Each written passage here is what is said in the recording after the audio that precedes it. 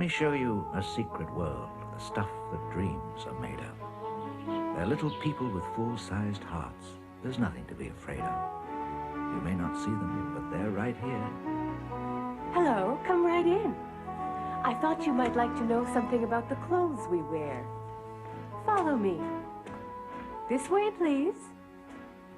We keep our clothes in these drawers. This is the hat we adults always wear. Oh dear. How silly of me. It must be in this one. Where can that silly hat have gone to?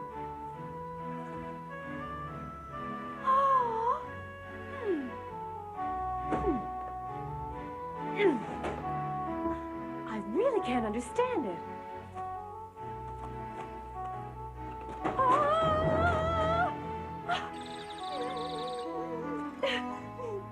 What? Aha! At last! A hat is very useful, and it also serves as protection. You never know when a dead branch will fall off a tree.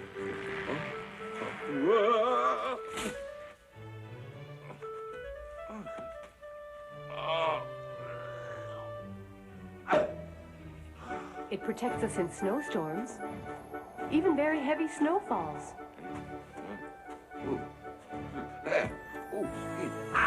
And afterwards, you can just pat it clean. Sometimes a busy gnome can look like a mouse to an eagle soaring high above. In a case like this, a tall red hat is very important as a signal that this is one of his gnome friends. No.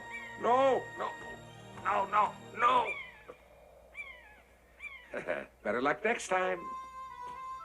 Every gnome is given a hat at a very early age. We wear them all our lives, so it's no wonder we have to repair them once in a while. The male gnome's pointed hat is usually red, and it goes well with his beard, which turns white while he is still very young. His jacket is blue, and he always carries a bag of tools hung at his belt. Dark brown trousers and light-colored felt boots complete his wardrobe.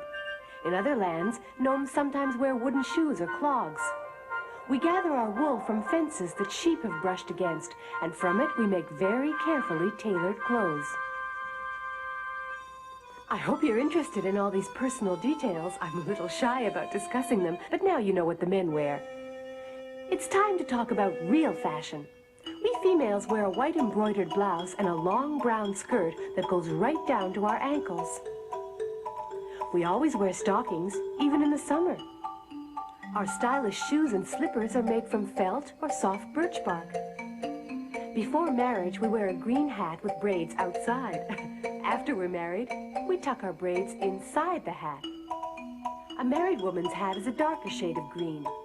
We dress like this in these colors, so we'll be recognized immediately by all the creatures of the forest who are hunting for food, and by human hunters too. Our skin is clear, our cheeks are rosy, our noses are large and tend to lift up at the end. Our eyes are usually dark brown or black. And we're a jolly bunch. We have a lot of wrinkles because we laugh so much. Hellos and goodbyes, happiness and affection, we express by rubbing noses. Goodbye. We gnomes, like the animals, have very sensitive noses. With our sense of smell, we can follow the track of an animal and tell you what kind of animal it was and how long ago he went by. There, it's finished. This blouse is for my little granddaughter, Susan. We'll be going to see her next month. At least, that's what we're planning to do. But of course, it depends on how busy David is. I'm waiting for him to come home. He should be here any moment now. Yes, he's gone to solve a problem, one that's as old as the hills. It's been happening every spring for thousands and thousands of years. You might say it begins as a misunderstanding and ends up as a fight.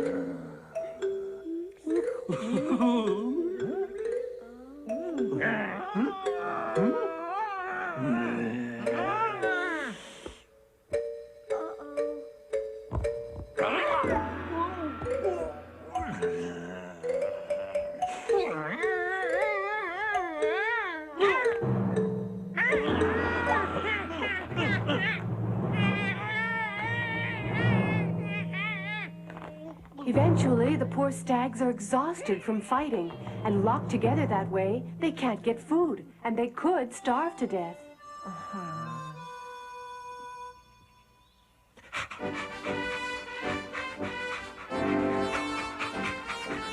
There they are.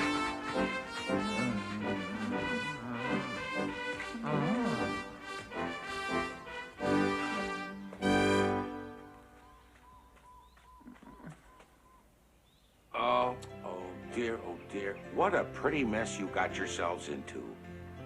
What are you trying to do? Have you put your heads together to solve the world's problems? Did you think perhaps the two heads are better than one? Well, you're not very bright.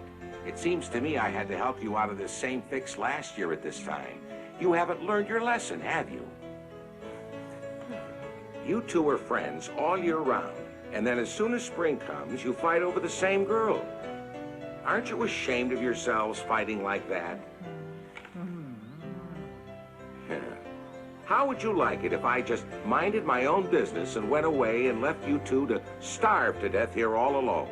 It would serve you right.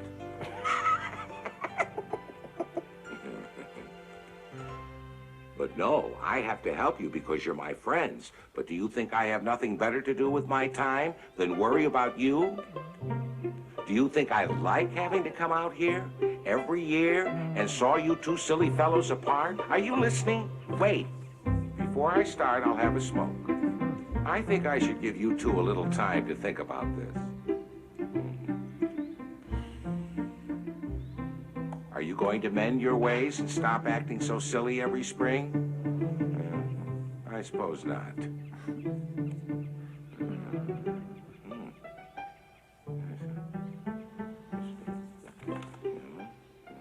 You've really got yourselves tangled up this time. Very. Yes. Oh, here.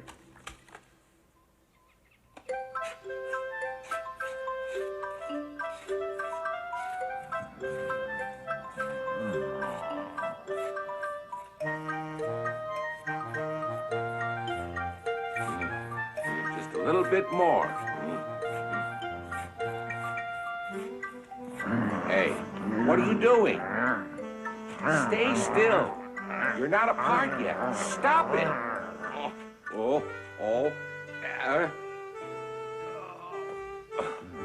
If that's the way you're going to behave, I'll just leave you boneheads alone.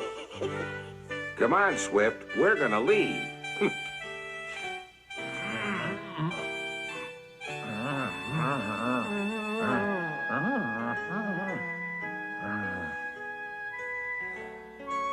That's better. Will you promise to be friends?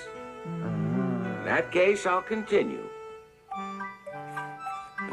You stags are fortunate that these antlers have no feeling in them.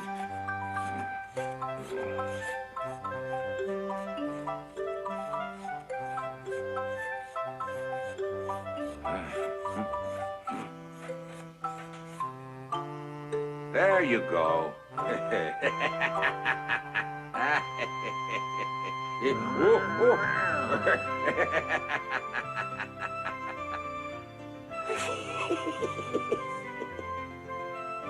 Yep. Now, I hope you two will be friends from now on. Before I go, I want you to show me there's no hard feelings.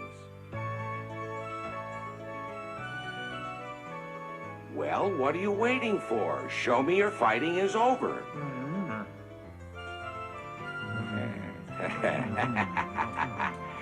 Ah, good. Now, don't start that argument again.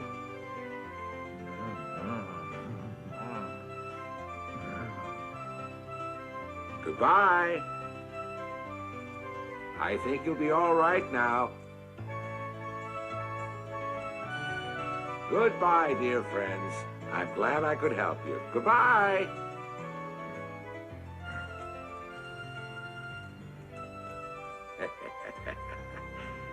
Just wait and see, Swift. It'll be the same old story next year at this time. But come on, we better be getting home. Whoa.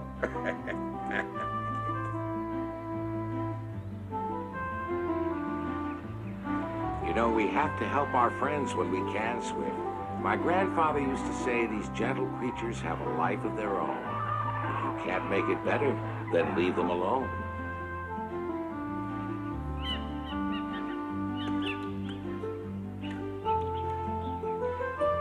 If only humans could see how happy the animals are when there's nothing to fear and they can play merrily together.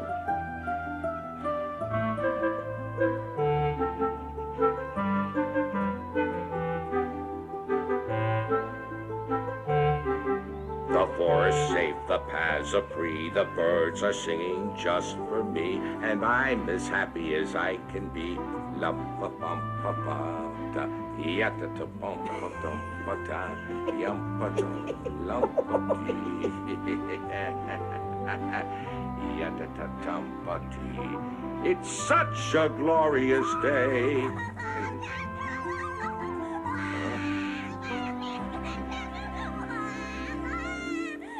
Over there, somewhere a baby is crying. Quickly, Swift. We're getting closer. Some poor child is in trouble.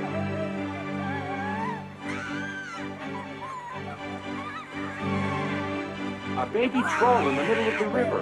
How did he ever get out there? Oh, my little son, my poor baby. How will I get out to him? Oh, help!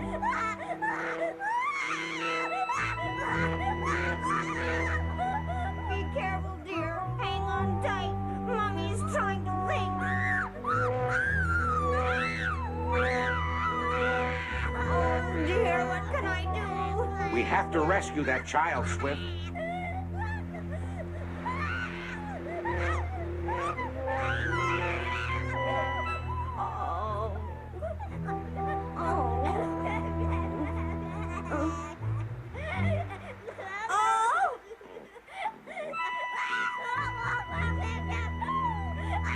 We've got to save him, and I don't know how to do it. My baby.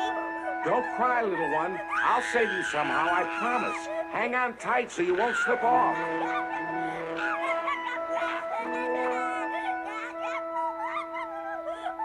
I've got it, but I'll have to have help. I'll call Byron. Well, we'll just have to wait till he gets here, because I can't carry that big troll baby by myself. He's 20 times my size. But we have to rescue him, even if trolls are our enemies.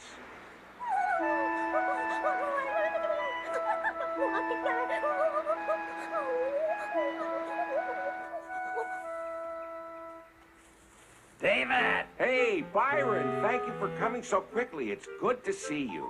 It's been a long time, old friend. Too long, David. Ah, Byron, I called you because I need your help. Yes, what can I do, huh? Look over there on the rock in the middle of the river. Oh, I understand. If we don't get him off, he's a goner. That's right. We'll try to get a rope across from a tree on this bank to one on the other side. Have you figured out how we can do it? Yes, I've got it all worked out.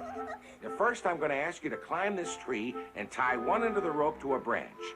Then Swift and I will carry the other end of the rope over to the other side. All right? Come on, Byron. Upsy-daisy. Be sure you make a good knot now. Of course. I'm good at this.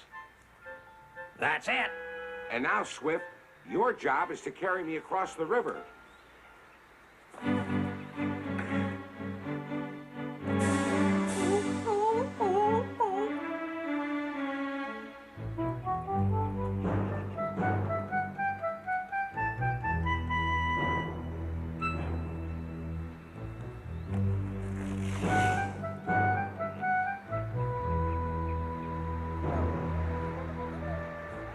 Ready whenever you are, DG.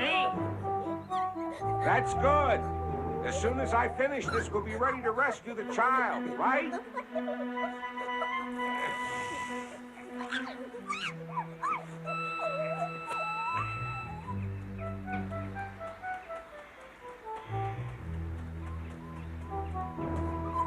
And now, Swift, take me out there to that rock.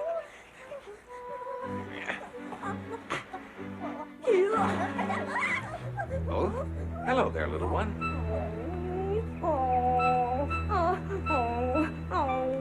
For goodness sake, stop that wailing.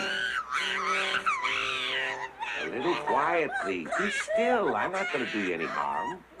Swift, please bring Byron here to help me.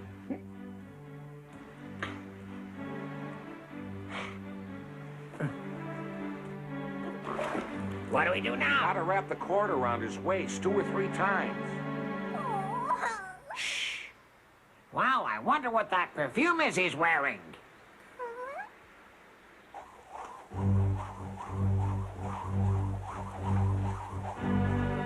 Let her rip, David.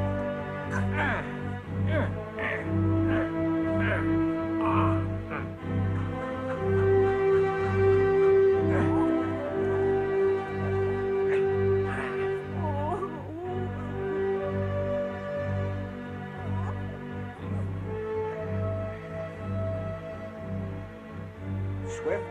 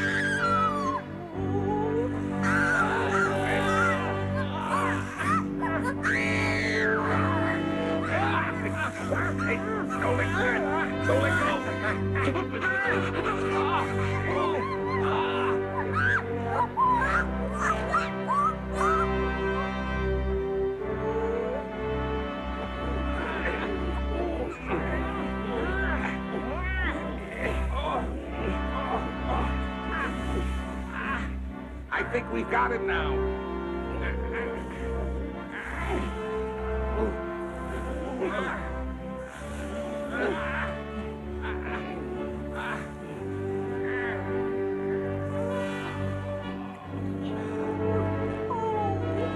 There's a bridge a bit upstream. Come over and get your son.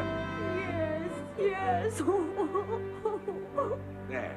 Your mother will be here soon if she can figure out what a bridge is. Trolls can be quick when they want to be. Ah, here she comes. Oh, my son. My darling. Tell me something, please. How did your son get on the rock in the middle of the river? You didn't put him there yourself, did you? Then who was it? Why won't you tell us? When you're ashamed and don't dare to tell us what happened, then you must have done something wrong that you're not proud of. Am I right? No, That's it, huh? I suppose it was some kind of revenge among you trolls. No, it was a A farmer. farmer? But why? Why would a farmer do something like that? I switched my son for his. Now I understand. You trolls like human babies because they're cleaner and smell better than yours. And then the farmer found out that I had stolen his son.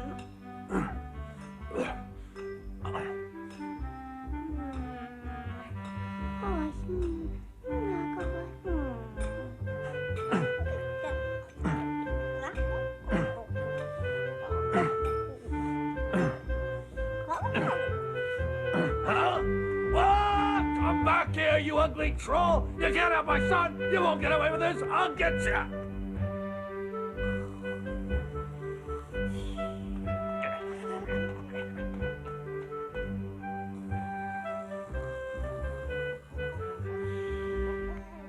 Come back here! You're worse than I am! Now you've got both babies, at least let me have mine!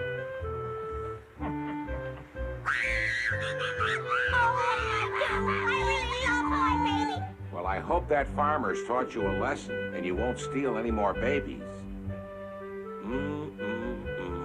Go on, take your son back home.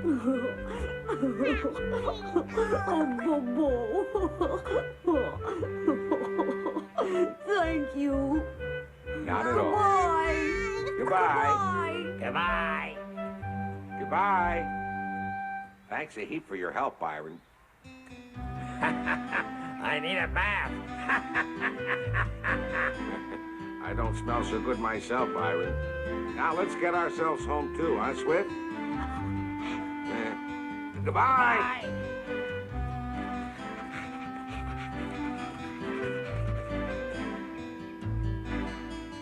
Lisa. Lisa, I'll tell you a secret. There's no place in the world I'd rather be than right here at home with you. Well, as we always say, goodbye and schlitzfights. How does a gnome build a wee, tiny house that'll keep his big, bad enemies out? For a gnome, it's always brains over brawn, especially when a friendly deer is in serious trouble. It's time for Dr. David to step in, but this looks really bad. Will David be able to save the day? Watch Little Houses for Little People.